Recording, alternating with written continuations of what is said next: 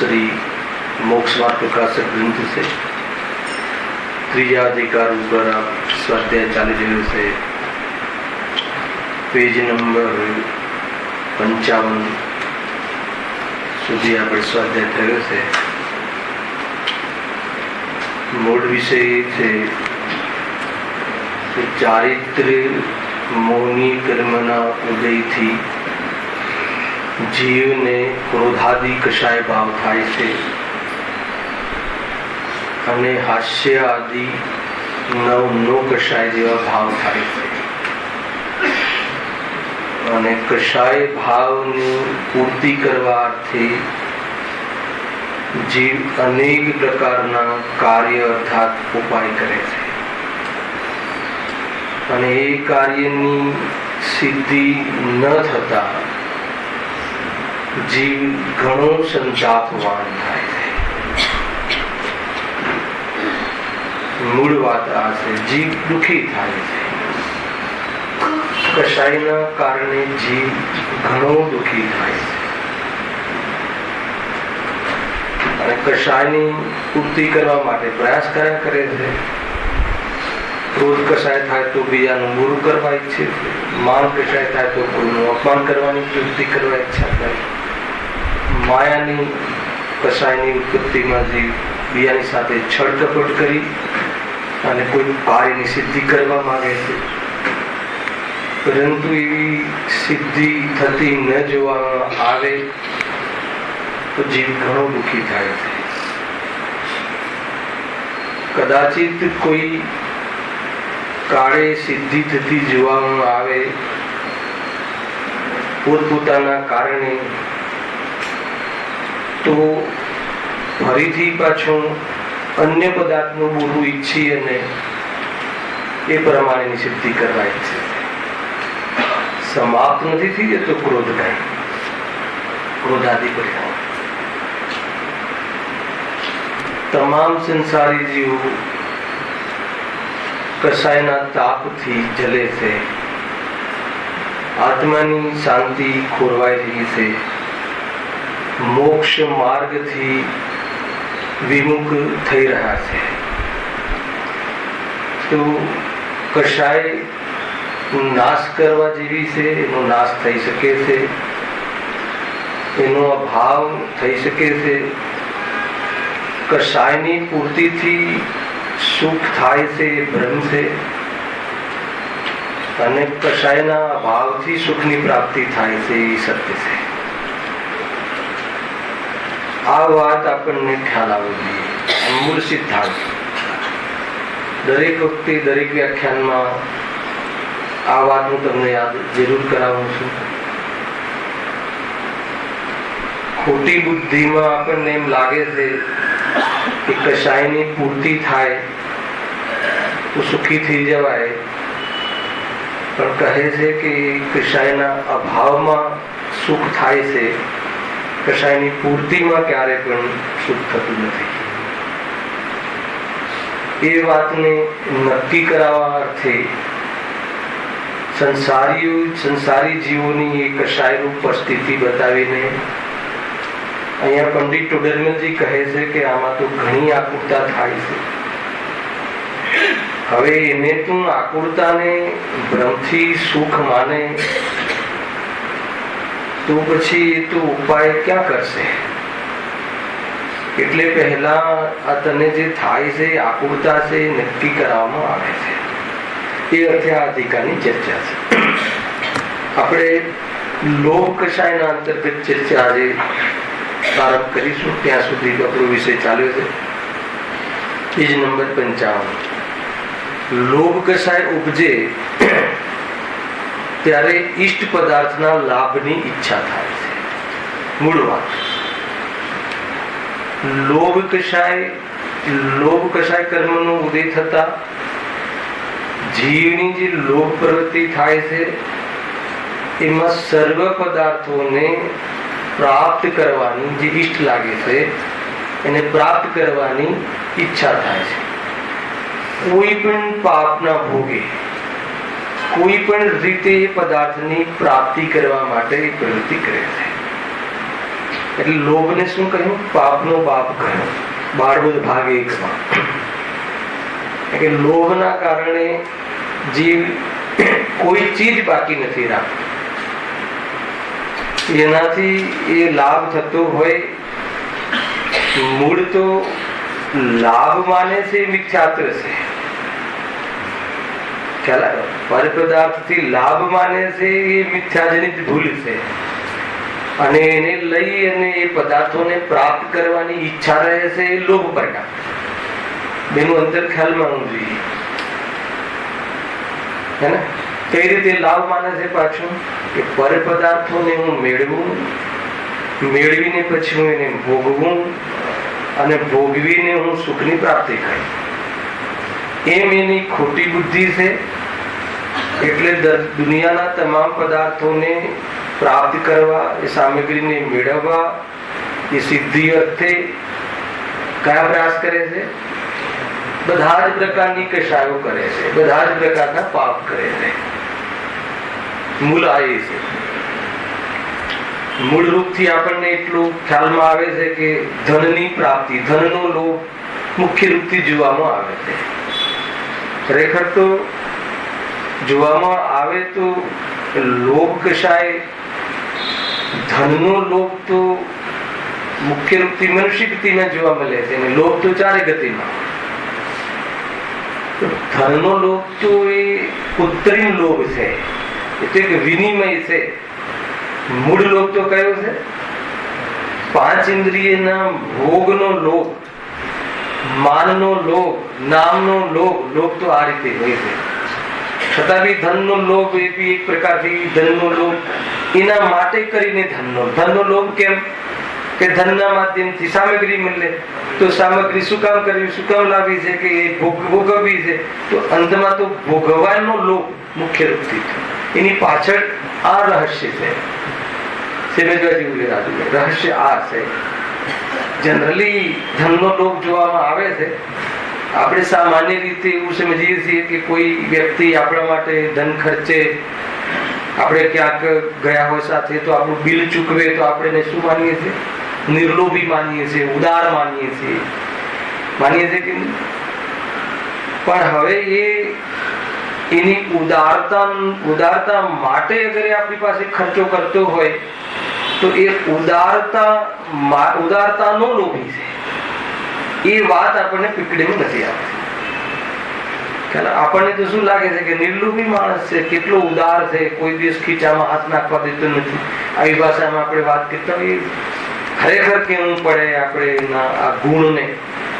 પણ એને અંદરમાં એના અભિપ્રાયમાં શું ચાલતું હોય કે દુનિયા મને ઉદાર માને, ધન ખર્ચીને પણ પોતાની ઉદારતાના ગુણનો માન પોષણ માટે કરે. અને આ વસ્તુ ધર્મ ક્ષેત્રમાં જોવા મળે છે કે કોઈને ત્યાં દાન ફાળો લેવા જઈએ તો બહુ ઓછો ફાળો આપે તો બહુ લોભી છે, અને કોઈ ઘણો ફાળો આપે તો શું કહીએ? નિર્લોભી છે. આને તો પૈસાનો લોભ જ નથી. પણ એને શાનો લોભ હોઈ શકે? હોઈ શકે ની વાત હોય છે એમ નથી કેવું મારે. બરાબર છે? શાનો લોભ હોઈ શકે? ચંદ્રકાંત બોલો જરા. માનનો લોભ, નામનો લોભ, માનનો લોભ. એને પકડમાં આવવું જોઈએ કે દેખાય શું છે? ત્યાંની લોભ વૃત્તિ ઘટી હોય એવું દેખાય છે. અને અંદરમાં શાનું પોષણ કરે છે? માનના લોભનું પોષણ કરે છે. પકડવા જેવું છે. એ રીતે પોષણ કરતું હોય છે. સ્વરૂપ આવું છે ભાઈ. લોભી જેવી પ્રવૃત્તિ એવી હોય છે. ખરેખર જોવામાં આવે તો 5 ઇન્દ્રિયના વિષયનો લોભ મુખ્ય છે. આ ભોગોનો ભિખારી જીવ, ભોગનો લોભી જીવ, કોઈ પણ ભોગે, માની લો કે અપક્ષ પદાર્થનો એ સેવનનો લોભ, કોઈ પણ કપડા પહેરવાના આદિનો લોભ, એ લોભ પોષણ માટે સામેના જીવોની હિંસા થતી હોય, એના મરણના ભોગે, સાંભળજો બરાબર, અર્થાત પોતાના શરીરને જે પોતાને પોતે માને છે એને નુકસાનના ભોગે, અર્થાત તો એના વિયોગ થઈ જાય એ ભોગે પણ એના ભોગોના લોભની પ્રવૃત્તિનું પોષણ કરતો હોય છે. લોભ એટલું ખતરનાક છે.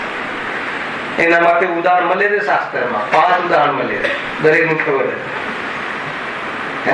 સ્પર્શેન્દ્રિયના લોભના કારણે હાથી ખાડામાં પટકાઈ જાય છે. સ્પર્શ પછી રસમાં કોનું આવે છે? રસમાં માછલી. રસની લોભી માછલી માછીમારના કાંટામાં ફસાઈ જાય છે. સ્પર્શ રસ પછી ગંધ. ગંધનો લોભી કોણ? ભ્રમર. ગંધના લોભના કારણે ભ્રમર કમળમાં ફૂલમાં બિડાઈ જાય છે. ગંધ પછી વર્ણ. વર્ણનો લોભી પતંગિયો સામાં ફસાય છે. પ્રકાશમાં પોતાના મરણને પ્રાપ્ત થાય છે. અને કર્ણમાં કોણ? હરણ. શબ્દના પ્રેમમાં, શબ્દના પ્રેમના લોભમાં એ શિકારી એ બાણનો એ વિષય બની જાય. આ કોની વાત થઈ? એક ઇન્દ્રિયના વિષયમાં મુખ્ય રૂપથી લોભી જીવને ફસાવાની, લોભી જીવ ક્યાં ફસાય છે. અને મનુષ્ય 5 ઇન્દ્રિયનો લોભ એ બતાવું છે. 5 ઇન્દ્રિયના વિષયનો લોભ બહુ ડેન્જર છે. આપણે વાંચીએ છીએ, આપણે પંડિતજી તો બહુ જોરદાર લખ્યા છે અંદર, પણ સામાન્ય ભૂમિકા તમને આ કે લોભી જીવની શું દશા થાય છે.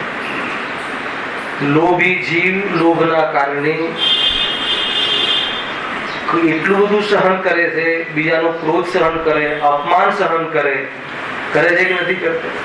કોઈ ચીજનો લોભ હોય તો ભલે ઓલો સામે ગાળો દેતો હોય તો બી સહન કરે. એમ લાગે કે જાણે આ તો વિતરાગી થઈ ગયું છે. એવી જાતિનું સ્વરૂપ છે. એકદમ મતલબ કે એના લોભના કારણે કાંઈ પણ સહન કરતો હોય છે. એ નિર્લોભી જીવ જેવો દેખાય આપણને. એ લોભી જીવ જાણે કે ચેતનાથી હારી ગયું હોય, જાણે કે એની ખોમારી ખોઈ બેઠું હોય. લોભી જીવ જરા પણ મતલબ કે એને કોઈ પણ જાતની લજ્જા આવતી નથી. કોઈ પણ તુચ્છ વ્યક્તિની સામે હાથ લાગુ કરવામાં, પોતાને બહારમાં કોઈ ચીજની ઉપલબ્ધિના અર્થે કોઈ બી મતલબ કે કઈ પણ વિચાર કરતું નથી. ઘણા લોભ હોય છે. સત્તાનો લોભ એ તો ઇતિહાસ ગવાહ છે. આપણા સામે બધી વાતો છે. સત્તાના લોભ માટે પોતાના કુટુંબીજનોને પણ મરણમાં પહોંચાડી દે. લોભ એટલો ડેન્જર છે કે નામનો લોભ મરણના ભોગે પણ નામનો લોભનું પોષણ કરે છે. સરહદ ઉપર નામ તો યાદ રાખશે ને કોઈ. આપણને એમ લાગે કે કશાયની પીડા સહન થતી નથી. નામ થવું જોઈએ. લોકો યાદ કરવા જોઈએ. કોને? આપણા નામને યાદ કરવા જોઈએ. પાછળથી આપણને કોઈ યાદ કરવું જોઈએ. અરે તું છે ક્યાં? એ નામ તારું છે ક્યાં? તારું નામ ગાયક છે, જે મરણને પ્રાપ્ત થતું નથી. જે વિશ્વના મહાપુરુષો તારું નામ લે છે. અનંત તીર્થંકરો તને ભગવાન આત્મા કહે છે. આખું જીવન ગુરુદેવે આપણને ભગવાન આત્મા કહ્યું, અને આપણે આ બહારના જે ફાલતુ નામ માટે આપણે શું કરીએ છીએ? શું કરીએ છીએ ખબર છે? શાના ભોગે? મોક્ષ માર્ગના ભોગે એટલું મોટું દુષ્કૃત્ય કરી રહ્યા છીએ. મુક્તિના ભોગે નામ થયું છે. કશાયનું પોષણ કરે છે જીવ. લોભના પોષણ ના આપે. ખરેખર એકદમ જાણે લોભના કારણે એવો જીવ રહે છે, એમ સકળાઈને રહે છે, એટલો હીન અનુભવ કરીને રહે છે કે બહારમાં લાભ થતો હોય તો એકદમ જાણે ચેતનાની ઠરી ગઈ હોય, જાણે કે એને કોઈ વિઝન જ ના હોય એવી રીતે જીવન જીવે છે. એના માટે બહારના તુચ્છ પદાર્થો માટે એને ભોગવવાના લોભના અર્થે આ લોભી જીવની પ્રવૃત્તિ હોય છે. સૌથી મોટું નુકસાન છે. જો આપણને બહારમાં કોઈ પદાર્થનો લોભ હોય તો શું ચૂકીએ તે ખ્યાલ આવે છે. એની પ્રાપ્તિ અર્થે એ અનેક કષાયનો વિસ્તાર થવાના કારણે કષાયના અભાવનો જે પ્રસંગ છે એ પ્રસંગો પણ છોડી દઈએ છીએ. બતાવો રાજુભાઈ, તમને કોઈ જગ્યાએ ઘણો લાભ થતો હોય, કયો લાભ? સંસારનો લાભ, 5 ઇન્દ્રિયના સામગ્રીને વધારવાનો લાભ, એનો સ્કોપ મળતું હોય, અને એક બાજુ કોઈ નિર્ગ્રંથ મુનિરાજ પધાર્યા હોય હેને, અને મોક્ષ માર્ગની અંતિમ વાત કહેવાનો એમનો પરિણામ હોય, તો આપણે ક્યાં જઈએ? પેલા પોતાના પરથી નક્કી કરીએ ક્યાં જઈએ. ખ્યાલ આવે? ગુરુદેવ ઘણી વખત કહેતા, ગામમાં સાધુ આવ્યા હોય એને તો પણ એને આ નવરાશ ન મળે. શામાંથી નવરાશ ના મળે? એ વાત પર બરાબર, શામાંથી નવરાશ ના? વેપારમાંથી નહીં. શામાંથી? વેપારમાંથી તો તમને બહુ ઈઝી લાગે છે, પણ એને થોડું બરાબર કહીએ તો વેપારમાંથી નહીં, સંસાર વધારવામાં, દુઃખના કારણો વધારવામાં, દુઃખી થવાની પ્રવૃત્તિમાંથી ફુરસત નથી. વાત એવી છે. અને શાના માટે? સુખી થવા માટે.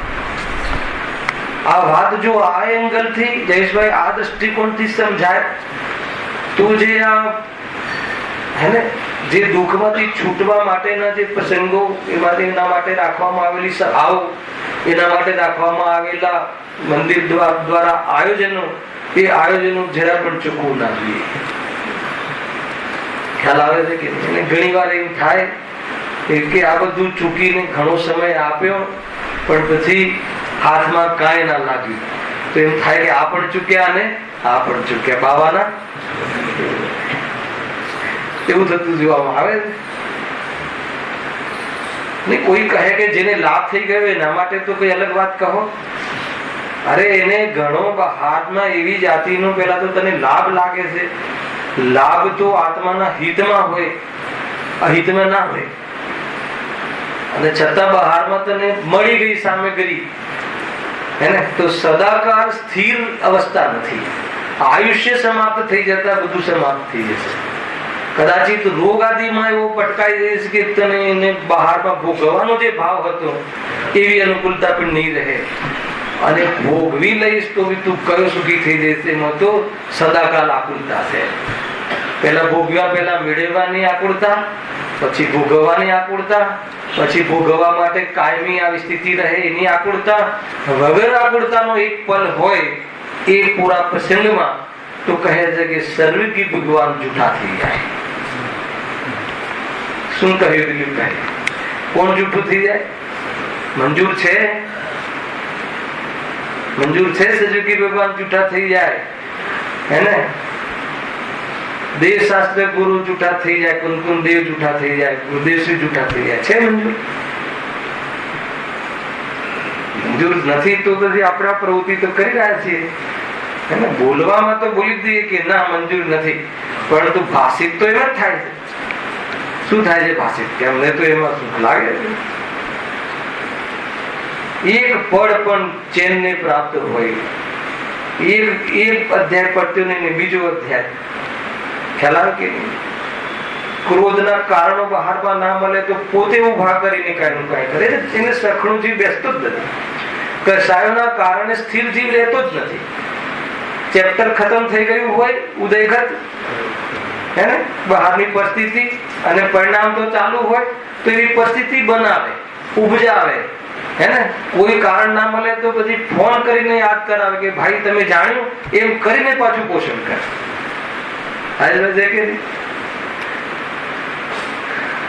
અને શાના માટે કરે છે? મજા માટે. અને એ મજા છે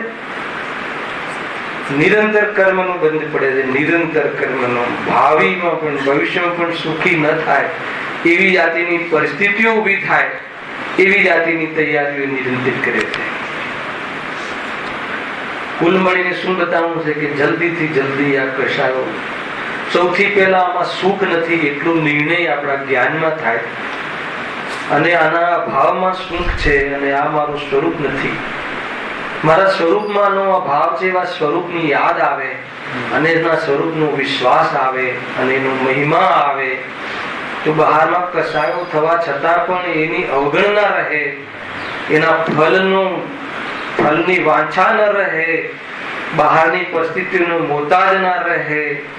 નિર્ભેષ જીવન જીવતો આ જીવ સદાકાલ સંસારના કાળમાં થોડો કાળ રહે તો પણ મહારાજાની જેમ રહે.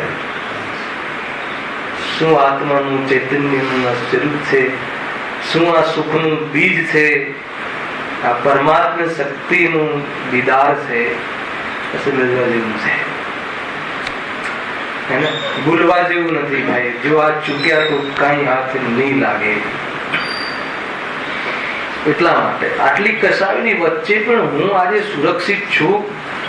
એનાથી મોટું એનાથી મોટો સ્વભાવનો શું ઉપકાર હોય. અને એવું બતાવવા વાળા જ્ઞાનીઓ પર સહજ ઉપકારનો ભાવ આવે એમાં કયું આશ્ચર્ય. અને એવો ભાવ આવ્યો ત્યારે કહેવાય કે એમાં વિશ્વાસ બેસે. એક ક્ષણ પણ મારે કસાઈમાં ઉભા નથી રહેવું એવો નિર્ણય. શ્રીમદ રાજચંદ્ર કહે છે કે તને કસાયનો અભાવ થઈ ગયો. જે દશાએ માનવું હોય, વિચાર દશાએ માનવું હોય કે જે દશાએ વાંચો જ્ઞાનીઓ તારા પ્રોગ્રામમાં છે. બહુ મોટી વાત છે કે એક સમય માટે પણ મારે કસાયમાં રહેવું નથી. સંસ્કાર વશ હું કસાયોમાં રહી રહ્યો છું, પણ ખરેખર ભલે કસાયને વશ થઈ જાઉં છું પણ આમાં રહેવા લાયક નથી એવી વાત, એવું સિદ્ધાંત, એવું સ્વરૂપ મને એવું જચી ગયું છે કે હવે મારે અહીંયા રહેવું નથી. હવે મારે પરદેશમાં રહેવું નથી. બહુ શાંતિથી, બહુ જ શાંતિથી જ્ઞાનીઓએ જે મહાન કાર્યો કર્યા છે એની આપણા ચિત્તમાં મહિમા અને આપણા અંતરમાં એને પ્રાપ્ત કરવાની અંદર ખુમારીને એક વાત જગાડી જો. કહે છે કે એ મહાપુરુષોની સાથે બેસવાનો સમય દૂર નથી. વારંવાર શોભા છે તુચ્છ પદાર્થોને, એક એક ચીજોને એવો લોભ, કોઈ ચીજ બાકી ના રાખે. કેરી મળે તો એના રસ માટે હોય, પોતળાનું શાક કરે, ગોટલાની કઢી કરે અને ગોટલીનો મુખવાસ કરે. આ ખ્યાલ નહીં બધા કોઈ.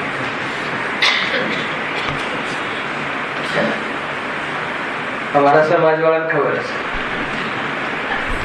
અમારે ત્યાં બને છે બરાબર. રસ કસ કાઢી નાખે લોભીથી, કઈ બાકી કઈ ચીજ. 500 રૂપિયા ડઝનમાં 1000 રૂપિયાનો લાભ લઈ લે. એનું નામ લોભ. કઈ ચીજ બાકી. એના માટે મતલબ કે તમને ખ્યાલ છે સાના ભોગે થાય છે, સાના ભોગે થાય છે. એના માટે ઉપયોગની બરબાદી, ઉપયોગના ભોગે થાય છે. એ તો આપણે ક્રિકેટમાં આવતું જ નથી કીધું ભાઈ.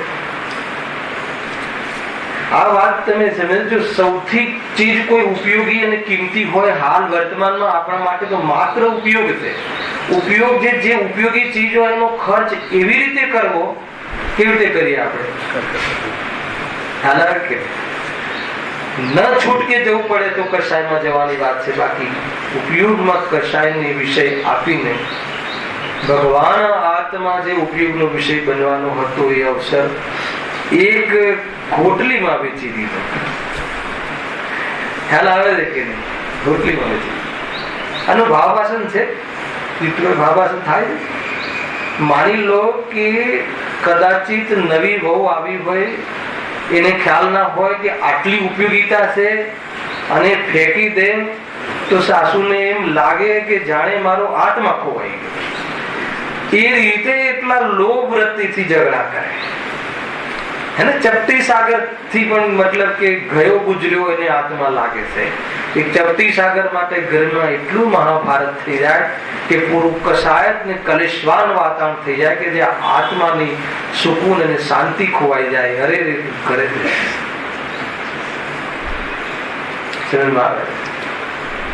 લોભનું એટલું મોટું પ્રકરણ છે કે સારી દુનિયા લોભને લઈને પોતાનું અહીંયા લોભ અને એમાં થતા લાભના વિશ્વાસના અર્થે બહારમાં પ્રવૃત્તિ કરે. નહીં તો શું કામ કરે? વાત તો વિશ્વાસની જ છે, પણ એને વિશ્વાસ છે કે આ બધી ચીજોમાંથી મને લાભ મળશે, અને એના લોભ એટલે એને ઈચ્છા પ્રાપ્ત કરવાની ઈચ્છા, અને એની પૂર્તિના અર્થે એને જે પણ કોઈ ખોટા કામ, ખોટી તીવ્ર કષાયોમાં તો પરિણમે, પણ એટલી કષાય મંદ બી કરી નાખે. અન્ય કષાયો લોભ એટલો હાવી થઈ જાય કે માન લો કે જાણે એનો ક્રોધ દબાવે છે. ક્રોધને તમારાથી મને ફાયદો થતો હોય, તમે મને ગમે એમ બોલો તો ક્રોધને એવું દમન કરું, સમન નહીં, હલાવે નહીં. શુદ્ધાત્માના આશ્રય ક્રોધનું શમન થાય છે, અને લૌકિક પ્રયોજનના અર્થે ક્રોધમાં દબાઈ જાય છે. કોણ દબાય છે? ચેતના દબાઈ જાય છે, ઉભો નથી થઈ શકતો. એવી ચીજોમાં લોભ લાગે છે કે એને અંદરમાં ત્રિલોકીનાથ અનંત સંપત્તિવાન વિદ્વાન આત્મા, એક બી ચીજની જરૂર નથી તને સુખ માટે. એવી જાતિની અંદરમાં તારી યોગ્યતાઓ, એવી ક્ષમતાઓ, એવી પોતાની વિશેષતાઓને એવો ભૂલી જાય છે, અને બહારમાં એવા ખાસડા માટે, એવા બહારના તુચ્છ ચીજો માટે, એવા વસ્ત્રો માટે, એવા બહારમાં એમાં એને પહેરીને હું કેવો દેખાવીશ, અને એટલી ચીજ માટે પૂરું જીવન આમાં લગાવી દે છે. લોભમાં આટલું મોટું પીકણ થાય. આ પોતાના જીવનથી ખ્યાલમાં આવે છે ને, 2-4 ચીજો, 2-4 એ વસ્ત્ર, 2-5 જોડી, અને એમાં પણ ખ્યાલ આવ્યો. બહુ આમ રૂપનો લોભ હોય ને, સારો દેખાવ, એનો લોભ છે મને, તો રૂપના લોભ માટે બધું જ કરે. એ રીતે સહન કેવું કરે? મતલબ કે એ રીતે કે કપડા પહેરવાનો લોભ. હવે કપડા પહેરીને ફર્સ્ટ ક્લાસ ગરમીમાં સુટેડ બુટેડ થઈને લોભમાં બધી કસાય કરવી. માનનો લોભ છે, હું સારો દેખાવું એવું એના માટેનો લોભ છે. માન કસાયનો મને લોકો કઈ પૂછે એનો લોભ છે. એના માટે અંદરમાં ગમે એટલી ગરમી થતી હોય તો બી એ ગરમીમાં એવા કપડા પહેરીને બેસે. ઘણી વખત તમને એમ લાગે કે આ બધી વાતો કેવી છે, જીવને કોઈ બી જગ્યાએ બહારમાં ક્યાંય ને ક્યાંય કલ્પનાઓ કરે છે, એનાથી લોભ માને, લાભ માને. ઘણી વાર મારા પ્રવચનમાં કહું છું કે આત્માથી હોય તો લૌકિક પ્રયોજનમાં પણ આવા શબ્દો આવે કે ભાઈ આપણને શું લાભ છે આ વ્યવસાયમાં, તો પણ આપણને એ લાભના શબ્દથી શું યાદ આવવું જોઈએ? વિતરાગતા જ એકમાત્ર લાભ છે, બીજો કોઈ લાભ નથી. એ લાભ યાદ આવવું જોઈએ. તો તાત્કાલિક ત્યાં થવા વાળી મતલબ કે ઘણી તીવ્રતાઓ એ મેળવવા પાછળ, એ વસ્તુને મેળવવા, તમે જો આખું જીવન એ રીતે છે.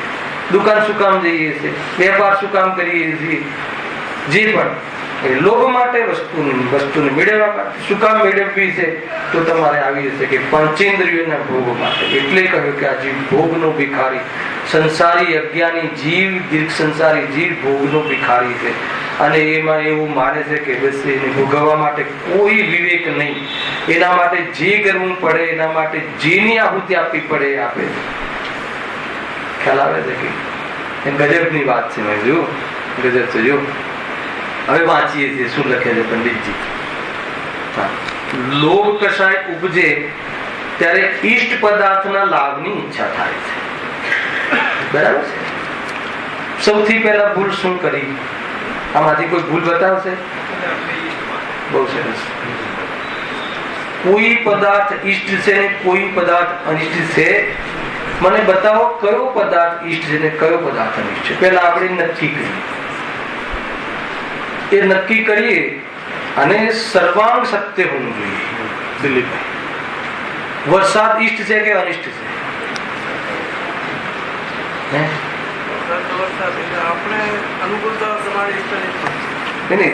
તમને શું ઈષ્ટ છે કે અનિષ્ટ?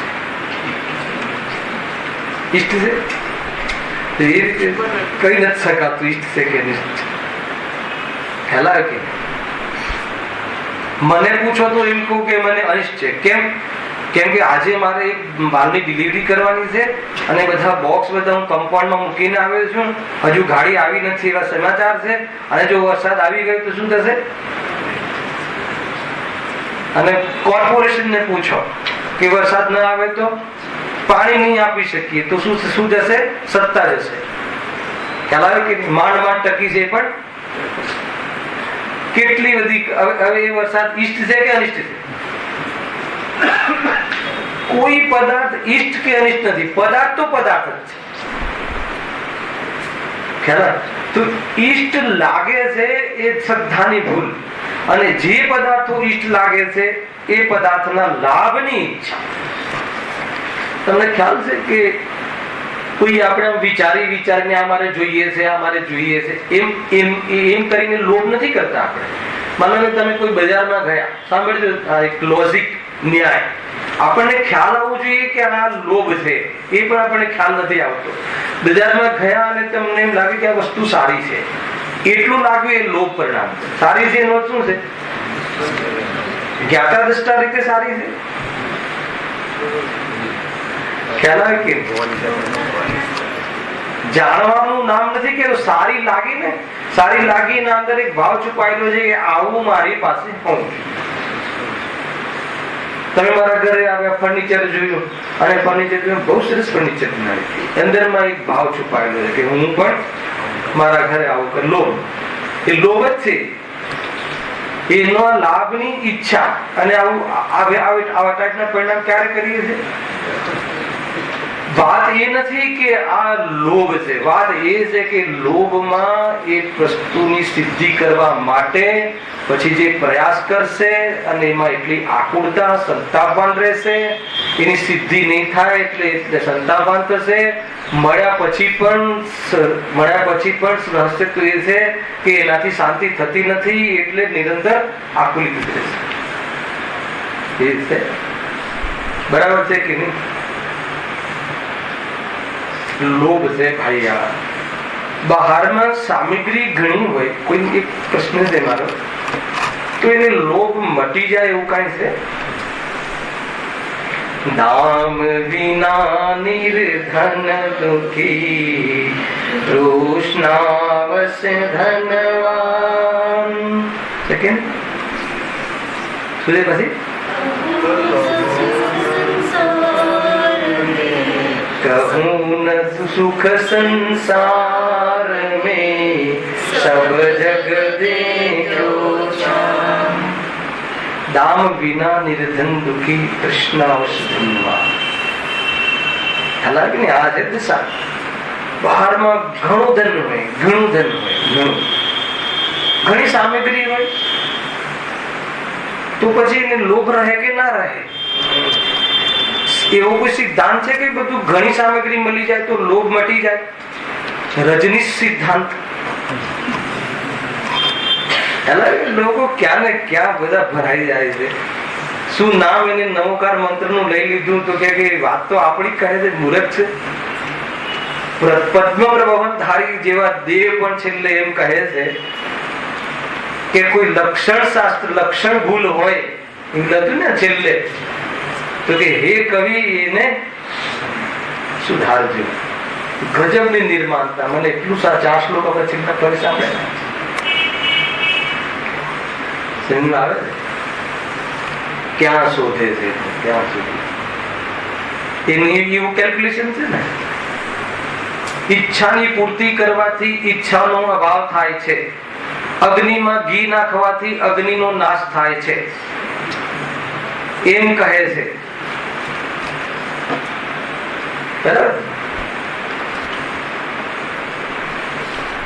ઈચ્છાની પૂર્તિ થઈ જાય તો પછી ઈચ્છા મટી જાય. જ્યાં ઈચ્છાનો અભાવ છે અને જ્યાં પરિપૂર્ણ ચીજ છે એને એનો આશ્રય લઈ લેતા, જે ધ્રુવ વસ્તુ છે એમાં એનો આશ્રય લઈ લેતા ઈચ્છાનો અભાવ થાય છે. ઈચ્છાની પૂર્તિ થાય ને ઈચ્છા ના કહેવાય. તમે આપણા જીવનથી જોઈ લો, કોઈની ઈચ્છા પૂરી થઈ ગઈ હોય, ઈચ્છાનો વિષય બદલાઈ જાય, ઈચ્છા પૂરી ના થાય.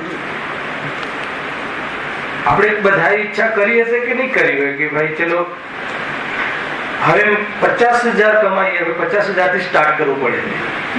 5,000 થી સ્ટાર્ટ નથી થતું હોય. 50,000 મળી જાય તો પછી આપણે કોઈ ઈચ્છા નથી, બસ પછી તો આપણે ને આપણી ફેમિલી અને આપણે અને ભગવાન એમ નહીં, એટલું મળી જાય તો પછી હું શાંતિથી હે ને દેવ દર્શન સાથે એમ પણ નહીં ખ્યાલ આવે. અરે દેવ શાસ્ત્ર ગુરુના દર્શન એમના શરણમાં જવામાં આ બધાની જરૂર નથી, એ શીખવવાનું છે ત્યાં તો. એટલે આ બધું હોય ને ત્યાં જવું, મળી જાય ને ત્યાં જવું કે તારું ગણિત ખોટું છે. ખેર એ વાત અહીંયા નથી કરવી કે ભાઈ કોઈ એમ કહે કે આ બધું મળી જાય તો આપણને મળ્યું ને, હવે એ ઈચ્છા પૂરી થઈ ગઈ ને, તો બધાને હવે 50,000 થી 51,000 ની કમાવાની ઈચ્છા ના થઈ હોય એવો એક વ્યક્તિ અહીંયા બેઠો તો હાથ ઊંચો કરે શાસ્ત્રના સામે ઈમાનદારીથી. ઈચ્છા પૂરી થઈ ગઈ ને, આપણે 50,000 કમાવાનું ઈચ્છા હતી ને 50,000 મળે છે દર મહિને, હવે કોઈ ઈચ્છા પૂરી થઈ ગઈ, હવે ઈચ્છા ના થવી જોઈએ. દેશમાં બન્યું છે એવું કહે કે બહારમાં સામગ્રી મળી જાય અને ઈચ્છા પૂરી થઈ જાય એમ છે નહીં. અને તૃષ્ણા ઘણી છે, તૃષ્ણા તો 3 લોકની પૂરી સંપત્તિની છે. અભિપ્રાયમાં તો કસાયનું સામર્થ કદાચ એટલું ન હોય, એ બની શકે. અભિપ્રાયમાં તો 3 લોકની સંપત્તિ જોઈએ. અરે તમને એક રૂમ થી બસ સાંભળજો, એક રૂમ મળી જાય એમથી બસ કદાચિત તારી એવી ઈચ્છા ડાઉન રહે, પણ એક રૂમ થી બસ એમાં અનંત પદાર્થોની વાસના, એ ખ્યાલ છે. અભિપ્રાયમાં એક પરમાણુ માત્રની વાંછા હોય ને અમને આટલું મળી જાય તો અરે તને બીજી ચીજથી શાંતિ માને છે, એનાથી લાભ માને છે, એનો અર્થ એ થઈ ગયો કે તારી અભિપ્રાયમાં હાલ તારી કશાય શક્તિ એટલી નથી, પરંતુ અભિપ્રાયની વાસના બહુ છે. ઘણી વાર એવું બને કે ભાઈ તમને રસગુલ્લા બહુ ભાવતા હોય, બરાબર છે, પણ પછી કોઈ વાર એમને ખાવાની કશાય તો જોઈએ ને. ઘણી વાર રસગુલ્લા બહુ હોય ઘરમાં પણ ખાવાની કશાય ના હોય, તો એક કશાય રહિત થઈ ગયો, એનો કશાયનો વિષય બદલાય. હાલ આવે કે અમુક વર્ષ થાય એટલે કશાયનો વિષય બદલાઈ જાય. પેલા મોટો છોકરો કશાયનો વિષય અને પછી નાનો છોકરો કશાયનો વિષય થઈ જાય. ગજબ છે. મતલબ કાચી ચિઠ્ઠી જે ખોલી હોય તો ખ્યાલ આવે ને કે પેલા મોટો સારો હતો, મોટી બહુ બરાબર હતી, અને પછી કશાયનો વિષય બદલાય કે હવે નાની બહુ સારી છે. એટલે ઘરમાં શું થાય? કશાય મટ્યા વગર કોઈ એમ કહે કે અમારા ઘરમાં શાંતિ છે તો એ પોતાને છમે છે. લખી લો, હે ને, આ સિદ્ધાંત કથન છે. જેટલી કશાય મટે એટલી શાંતિ, અને જેટલી કશાય બાકી હોય એટલી અશાંતિ. કોઈ બી લેવલની હોય કશાય તો કશાય છે, કોઈ પદાર્થની કશાય થોડી હોય છે. એ તો એ પદાર્થના લક્ષથી કશાય થાય છે, એટલે આની કશાય, દીકરાની કશાય. કશાય દીકરાની નથી હોતી. પરદેવના લક્ષથી કશાયો કરીએ છીએ સ્વભાવને ભૂલીને, એટલે કશાયને સમજાવવા માટે બહારથી નામ આપવામાં આવે. બાકી કશાય તો કશાય છે. તમને તમારા દીકરાઓની છોકરાઓની અહીંયા કશાય હોય, રાગ હોય, અને તમે અહીંયાથી બીજા વિદેશ અર્થાત બીજી ગતિમાં ગયા તો અહીંયાની કશાયો અહીંયા બધા છૂટી ગયા ને, તો એની કશાય છૂટી રહેવી જોઈએ ને. એટલે કશાય તો લઈને ગયા છો. એટલે દીકરા દીકરીઓથી કશાય થતી નથી. ખ્યાલ આવે કે નહીં? પોતાના સ્વરૂપને ભૂલીને થાય. પરેશાન છે જીવ, પરેશાન છે. આ બહારની જે અત્યારે ગરમી ચાલી રહી છે એ તાપ તો ભાઈ કાંઈ નથી. અને અરે એવા તાપની અંદર પણ એને લોભ કશાય જાગે તો એ પણ સહન કરી કરે છે કે નહીં? બહારમાં લોભ કઈ લાભ થતો હોય કરે છે, પણ એનાથી લાભ થતો નથી. જો એ લખ્યું લોભ કશાય ઉપજે ત્યારે ઈષ્ટ પદાર્થ, અહીંયા ઈષ્ટ પદાર્થ થી આપણે આ વાત ખોલી, એના લાભની ઈચ્છા થાય છે. બરાબર છે? એના લાભ માને છે, ગજબ છે. લાભ માને, લાભ લાગે છે કે નહીં? જયારે હવે આટલી અહીંયા આપણે એકદમ ડીપલી ડિફાઇન કરીએ છીએ તો કમસે કમ રાજેશભાઈ ડિફાઇન તો બરાબર થઈ રહ્યું છે કે નહીં? થઈ રહ્યું જ નહીં. તો પછી આપણે ક્યાંય લાભ લાગે તો આપણને આ તાપ છે, આ મૂર્ખતા છે, આમાં આકુરતા છે, એવું એક વાર તો યાદ આવવું જોઈએ કે ના આવવું જોઈએ? અને એવું યાદ આવે તો શું થાય? એટલું યાદ આવતા જ માત્ર ત્યાં એની વૃત્તિ ઢીલી પડી જાય, અને વૃત્તિ ઢીલી પડી જાય તો એને આ તત્વ વિચારનો અવસર ઉભો થાય છે. અને બહારમાં કોઈ ઘણી વાર મને એવો વિચાર આવે જયેશભાઈ કે ચલો આખો ભવ આપણે સ્વાધ્યાય કર્યું, એના માધ્યમથી તત્વચિંતન કર્યું, ને તત્વ સાંભળજો આ બધાના માટે કામ આવેલું છે. તત્વ વિચાર કર્યો ને બધું કર્યું, પણ સમ્યક દર્શન તો થયું, તો શું લાભ? હું તો મારું કહેવું એ છે કે આ ચિંતન ખોટું છે. હું એમ કહું છું કે તીવ્ર મિથ્યાત્વથી થવાવાળી આકુરતા જે થવાની હતી એ તો ન થઈ ને. તમે સમજો, બે કન્સેપ્ટ લખેલું છે, ટુડરમલજી લખેલું છે. એ શાસ્ત્ર સ્વાધ્યાયથી થતા લાભમાં એનું એક પ્રકરણ છે, 14 કે 15 પોઈન્ટ છે. એમાં એમને લખ્યું છે કેવી સમ્યક દર્શન ન થયું, મોક્ષ માર્ગ ન ખુલ્યો, અને ઘણા તો પછી શાસ્ત્રમાંથી જ ભાગ કાઢે કે પંચમકાલમાં તો પાછું મોક્ષે નથી, તો પંચમકાલમાં જે અમે કરીએ છીએ કરવા દો, પાછા રિવર્સમાં ચતુર્થકાલમાં આવીશું ને ત્યારે કરી લઈશું. ના ખ્યાલ આવે? રિવર્સમાં પાછું પછી છઠ્ઠા પછી પાછું પાંચમું આવે, પાછું છઠ્ઠું આવે, પાછું પાંચમું આવે, પછી ચોથો આવશે. એ વખતે તીર્થંકર અહીંયા આવશે, અને એ વખતે હું ક્યાંકથી આવી જઈશ અને પછી કામ કરી લઈશ. અને 7મી નરકમાં જ્યાં સ્વાધ્યાયનો વ્યવહાર નથી, ત્યાં પણ જે ભેદ વિજ્ઞાન કરીને સમ્યક દર્શન કરી લીધું. તિર્યંચો દેડકા આદિ જીવો સમ્યક દર્શન કરી લે. વાત એ નથી, વાત એ છે કે તને આત્મદર્શન ન થયું, મોક્ષનો પ્રારંભ ન થયો, પણ હું કહું છું કે તત્વના માધ્યમથી જેટલી ઓછી આકુરતારૂપ જીવન રહ્યું એ સામાન્ય લાભ છે કે નહીં? હું પુણ્યની રુચિ નથી કરાવતો, એ આકુરતા ઓછી રહી કે નહીં રહી, અને એવા કાલમાં અવસર બની રહ્યો કે ના બની રહ્યો, અને ચાલો મોક્ષનો આત્મદર્શનનું જે જીવને આત્મદર્શન થશે એવા તત્વચિંતનના આધાર પર થવા વાળી કશાયની બનતા એવા પ્રસંગમાં, એવા અવસરમાં આત્મદર્શનનો ચાન્સ છે. શું કહ્યું? સમજમાં આવ્યું કે નહીં? જે બહારમાં લોગમાં જે કશાયની મનતા થાય છે એ મનતા મોક્ષ માર્ગમાં નિમિત્ત નથી બનતી. સાંભળજો રાજેશભાઈ, એટલે તો જૈનો કરતા પણ બહારમાં એવી કસાયની મનતા વાળા જીવો જોવા મળે છે કે બહારમાં એવી દયા વાળા જીવો જોવા મળે છે કે આખા મતલબ કે પોતાની મિલો સમર્પિત કરી દે. એવી જાતે મોટી મોટી ટાટા બિરલા આદિ મોટી મોટા હોસ્પિટલો બંધાવી દે. એવી જાતિની કસાય મન વગેરે કાર્ય સંભવ નથી. અહીંયા કહે છે કે નહીં, તત્વ ચિંતન પૂર્વક, સ્વપરના ભેદ વિજ્ઞાનના જ્ઞાન પૂર્વક કસાયો જેટલી ન્યુટ્રલ બને છે, જેટલી મંદ થાય છે, એવા અવસરમાં આત્મદર્શનના પુરુષાર્થનો ચાન્સ છે. એક બીજું, એના આધાર ઉપર જેટલી મનતા રહે છે અને એના આધાર પર જેટલી આકુરતા ઓછી રહે છે એટલું તાત્કાલિક લાભ છે. તો આટલો લાભ તો સામાન્ય રીતે બની છે. ક્યાંથી વાત નીકળી એ કે આપણને આ ક્યારેક અમે પૂછ્યું ને, રાજેશભાઈ પૂછ્યું ને તમને એના પરથી કે આ વાત તમને યાદ આવી જાય એ વખતે, તો એ વખતે કોઈ વિશેષ પ્રવૃત્તિ અર્થાત તો કશાયમાં વિશેષ થવા વાળા કાર્યો એનો નિષેધ થઈ જાય છે, અને ત્યાં જે એટલો ક્ષમ્ય થઈ જાય છે કે પોતાનું કાર્ય કરવા માટે એને અંદરમાં પ્રેરિત થતો જાય છે. બહુ મોટી વાત, અંદરમાં પ્રેરિત થવું, નિરંતર પ્રેરિત થવું. ખાલી તમે સ્વાધ્યાયમાં આવે ને કોઈ વક્તા પ્રેરણા આપે એમ નહીં, નિરંતર હર પરિસ્થિતિઓમાં, સાંભળજો, હર પરિસ્થિતિઓમાં કસાયમાં આકુલતા છે એ રીતે છોડવા લાયક છે એવી પ્રેરિત થવું, પોતાની અંદરની ચેતનાને એવી જાતિની પ્રેરણા આપતા રહો. કોણ આપે? એટલે જ યોગસારમાં કહ્યું કે આત્મા સ્વયં પોતાનો ગુરુ છે.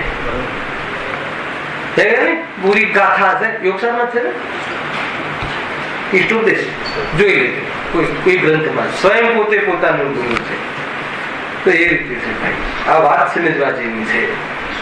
જો લોભ કસાય ઉપજે ત્યારે ઈષ્ટ પદાર્થના લાભની ઈચ્છા થાય છે. એક પ્રકરણ કયું ચાલે છે? લોભ કસાયમાં જીવ એવી પ્રવૃત્તિ કરે છે ને ત્યાં ઘણો દુઃખી થાય. આપણે એમાં દુઃખી થઈએ છીએ એ વાતની આપણને અણસાર નથી આવતો. લોભ કસાય તો આપણે થઈ રહી છે, લોભ કસાયમાં આવા પ્રયાસ બી કરી રહ્યા છે, પણ એમાં આકુલતા થાય છે, એ દુઃખ છે, એમ ન માનતા આજ તો જીવન હોવું જોઈએ ને. આપણને માનો કે ક્યારે બી આ લોભ આદિમાં જે પ્રવૃત્તિ કરીએ છીએ એમાં એક વાર બી એવો વિચાર આવે છે, આમ એવું સહજતાથી કરીએ છીએ કે આ તો હોય જ ને, આમ સ્વીકારી લીધેલું હોય કે આનાથી બીજું શું હોય. અને જીતુભાઈ તમારો દીકરો એક ઓફિસ પર ધારતો હોય તો અમે એવું લાગે કે આ દુઃખના કારણો વધારે છે, એવું લાગે કે અમે એવું લાગે એ તો હોય ને 2 ની 3 3 ની 4. અહીંયા તો બધું એ જ તો ચાલી રહ્યું છે, એ જ કોમ્પિટિશન છે, એ જ જીવન છે, એ જ 21મી સદી છે, એ જ લાઈફ છે. અને એ જ વાસ્તવમાં બહારમાં આપણને એમાં એક વાર પણ એવું કદાચ નથી લાગતું, અને લાગતું હોય તો કશાય એવી હાવી થઈ જાય છે તો બધી એમાં શાસ્ત્રનો જ આધાર લઈએ છે કે ભાઈ ગ્રસ્ત જીવનમાં તો સમ્યક દર્શન રહીને ચક્રવર્તી પદ સુધી હોય છે એમ કહીને સાનું પોષણ કરીએ છીએ. ગજબ છે તે ચક્રવર્તી પદ ને ક્યાંથી ક્યાં ઘુસાડી. એને ચક્રવર્તી પદ જેને મળ્યું છે એને તુચ્છ લાગે છે, અને તને એ ગ્રસ્ત જીવનમાં ચક્રવર્તી પદ રાખીને સમ્યક દર્શન કરવું છે તો સમ્યક દર્શન નહીં થાય. આવે ને આપણી જે સોચ છે ને એ સોચને જરા જગાડજો, એ સોચને દિશા મળવી જોઈએ. એટલા માટે હવે પ્રયોગાત્મક પ્રવચનોની બહુ જરૂર છે. થિયરિકલમાં તો કોઈ બહુ મોટી વાત નથી. આ પોતાને ઝંઝોળ હશે આપણે આ રીતે વિચારીએ છીએ, એમાંથી આ વાત કાઢીએ છીએ ને આપણે રીતે વિચારીએ છીએ. બહુ જરૂરી રાખે જોયું. ઊંડે ઊંડે આવો વિચાર કર્યા વગર બી કઈ વાંધો નહીં, આવા દો ને, એ તો એ બધું હોય. અને આત્મદર્શન તો ગ્રહ કામ કરવા છતાં હે નું જ્ઞાન કર લેશું. અરે એમ થોડી છે, તને હે થોડી લાગે છે. યોગસા ખબર નથી, હું ઘર ભૂલી જાઉં છું. 18મી ગાથા બરાબર એ રીતે છે.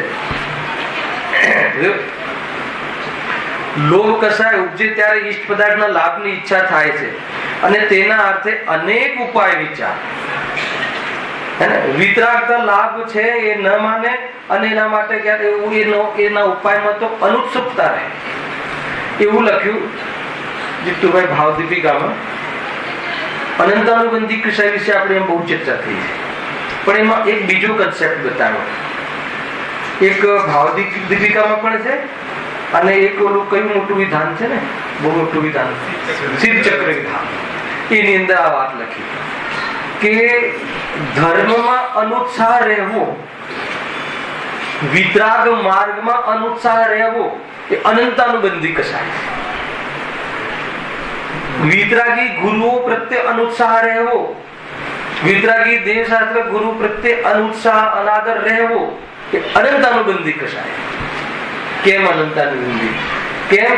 કેમ કે એના પ્રત્યે ઉત્સાહ જ નથી કે જેના ગાઈડન્સમાં મિથ્યાત્વનો અભાવ થાય છે, તો પછી એ મિથ્યાત્વ અને અનંતાનુબંધી કસાય નો અભાવ કેવી રીતે છે? એટલા માટે અનંતાનુબંધી. એટલું બધું મને ગમ્યું કન્સેપ્ટ.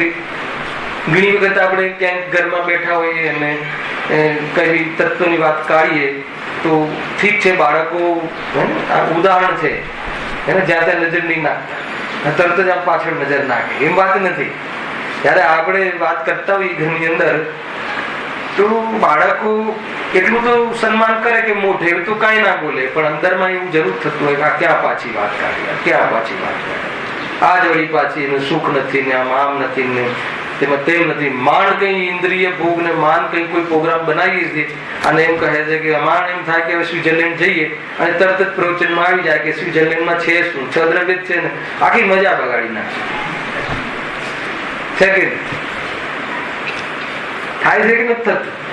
હું પ્રેક્ટિકલ વાત કરું ને, ઘણી વખત જયારે ભોગ કરવો હોય ને ત્યારે એના લખે છે, ગુરુદેવે લખ્યું, શ્રાવક ધર્મ પ્રકાશમાં લખ્યું, અને કોઈ નવો લગ્ન કરીને આવ્યો હોય યાદ છે ને બધાને, હે તો એને આમ કરુણાથી કહે છે કે ભાઈ ભલે તારે પ્રસંગ આવ્યો છે આજે ફરવાનો કે લગ્ન કરીને જાય ને બાપ પહેલી વાર, એવું લખ્યું પ્રસંગ, પણ અમારે કેવી રીતે આ ગાદીથી આ વિતરાગ માર્ગમાં કહેવાય કે એમાં સુખ મળે? કેવી રીતે કહેવાય? કેમ કે એમાં સુખ છે નહીં ને. કેવી રીતે તને એમ કહેવાય કે બેસ્ટ ઓફ લક છે? અત્યારની ભાષા ઓલ ધી બેસ્ટ. લગ્ન કરે તો આપણે શું કહીએ? Best of luck, all the best of luck. નસીબ હોય તો સુખી થઈ જાય. અરે તો સુખી થઈ શકે, ત્યાં નસીબમાં પણ સુખી, ત્યાં સુખી થવાનો પ્રસંગ જ નથી. એકલી આકુરતાનો પ્રસંગ છે. હું એની રક્ષા કરું ને એ મારી રક્ષા કરે, હું એને સાચવું એ મને સાચવે. બધું જ જીનાગમ અને વસ્તુ સ્વરૂપથી વિરુદ્ધ ચિંતન ને વિરુદ્ધ કાર્ય. તો કહે છે કે જીવ એક સેકન્ડ માટે પણ સુકૂન ને પામે. કોઈ જીવ ક્યારે પણ, માન લો કે એક વખત ગાડી આપી તો આનંદ, બીજી વાર ચાવી ના આપી તો કંટાળો, તરત જ રાજી રહે જ નહીં. 100% એની ઈચ્છા પ્રમાણે કરતા રહો તો રાજી રહે. તો કે છે નહીં, સંભવ નથી. આ બધા વિચારો છોડી દે અને આત્મકલ્યાણમાં લાગી જા. કોઈ કોઈનું છે નહીં, હલાવે કે નહીં, અને કોઈ કોઈને ખુશ કરી શકે એવી વ્યવસ્થા નથી. સૃષ્ટિમાં એવું સ્વરૂપ નથી અને એવી જાતિનો કોઈ સિદ્ધાંત નથી. તું સ્વયં પોતાને રાજી રાખી શકે છે. કોણ મારું, કોણ કોનું, અને એને લઈને કોઈ પણ સંબંધ સિદ્ધ ના થાય તો તારી અંદર થવા વાળી ઉર્મી અને એ વાસ્તવમાં અંદરની ઉર્જા જે પ્રગટ થાય તો એ ચેતનામાં બધા જ ખોટા ભાવો ભસ્મીભૂત થઈ જાય છે. એવો વાસ્તવમાં આ રત્નત્રય ધારી આત્મા છે. ભાઈ સમજવા જેવી વાત છે. જલ્દીથી જલ્દી એમ તો કોઈ કહે કે આ બધું તો ઘરમાં રહીને સંભવ નથી, તો અમે અહીંયા ઘરમાં રહેવા માટે આ ચર્ચા નથી. હલાવે કે નહીં, કોઈ કહે ને ચંદ્રકાંત નહીં ને, તો કોઈ કહે ઘરમાં સંભવ નથી તો નહીં, ઘરમાં તો વાંધો નહીં, ઘરમાં તો ચાલે વાંધો નહીં, ગ્રસ્ત જીવનમાં એમ અહીંયા એ રીતે મતલબ મસ્કા પોલીસ ની વાત નથી. અહીંયા આ ધર્મમાં એ વાત નથી. તમે ઘર માટે વાત જ નથી કરતા ને, તું ઘરનું પ્રાણી જ નથી ને, તું પ્રકૃતિનું પ્રિય પ્રાણી છે, તારે પ્રકૃતિમાં રહેવું જોઈએ. તું જંગલનો જીવ છે, તું તો વાસ્તવમાં 10 દિશામાં ખુલ્લી રીતે વિહરવા વાળો જીવ છે, પાત્રતા છે તારામાં એવી. ખ્યાલ આવે કે નહીં? અને એવા જીવન જીવવા વાળા જીવો સાદી અનંત કાળ સ્થિર થઈ જાય છે, સિદ્ધ અવસ્થામાં સિદ્ધ બની. સમજમાં આવે છે કે નહીં? એ તારામાં જોર છે, એ તારું સ્વરૂપ છે. એ રોવા ધોવાની વાત નથી. ના ના વાંધો નહીં, હમણાં તો તારે ઉદય આવ્યો છે તો તું કરી પણ લેજે અને જોડે જોડે આવા, એ બધી વાતો નથી. ખ્યાલ આવે કે નહીં? એ તો પેલાને રાજી રાખવાની વાત રહી, રાગનું પોષણ કરે. 100 વાતની એક જ વાત છે. એક જ વાત છે કે ના થઈ શકે, ના થઈ શકે તો ના થઈ શકે, કે રૂપિયામાં સુખ નથી તો નથી જ, હે ને? તમને તમારા પ્રેસ્ટીજ ને તમને ઠેસ પહોંચે એટલા માટે વાંધો નહીં, દાન માટે કામમાં આવે, એના આગળ જઈને કઈ રીતે ચાલશે અને એટલા માટે તમારો પણ ઘણો ઉપકાર છે, તો એ જીવને ફસાવો છે. એ જીવને ફસાવો છે. સમજ આવે છે કે નહીં? એ વાત છે નહીં. અહીંયા તું 1 રૂપિયો આપતો તને 10 રૂપિયા મળશે એ માર્ગ નથી. યદ્યપિ પુણ્યમાં ખર્ચતા પુણ્ય કમાશે, પણ પુણ્ય કમાવા માટે પુણ્યમાં ખર્ચવાનું અહીંયા વાસ્તવમાં ઉપદેશ નથી. હે ને? તું તો તારું સ્વરૂપ જુદું છે ભાઈ. એ તો જ્યાંથી આવ્યું છે ત્યાં જવા દે, તું મસ્ત રહે. માર્ગ આ છે ભાઈ. તમે સમય પૂરો થઈ ગયો છે.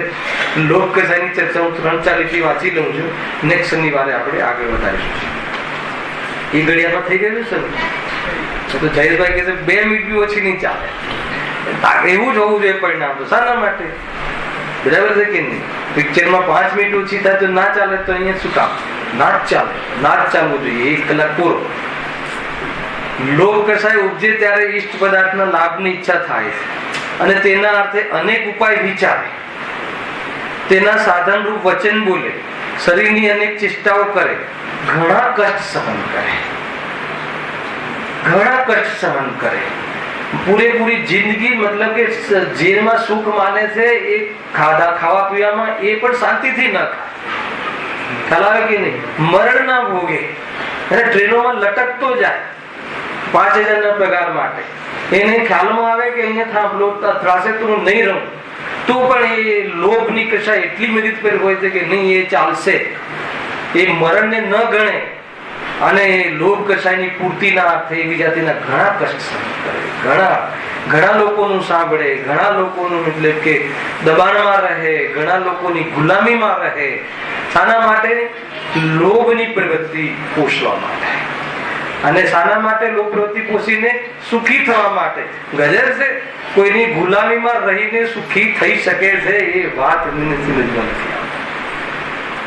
ખ્યાલ આવે કે નહીં? એ રીતે અહીંયા કહે છે સેવા ચાકરી કરે, વિદેશ ગમન કરે, લખ્યું છે અહીંયા. એટલે શું ફરીથી જે વડે પોતાનું મરણ થતું જાણે એવા કાર્ય પણ કરે, જેમાં ઘણું દુઃખ થાય એવા પ્રારંભ પણ કરે, લોભ થતા પૂજ્યવા ઈષ્ટજનનું કાર્ય હોય ત્યાં પણ પોતાનું પ્રયોજન સાધે છે ને.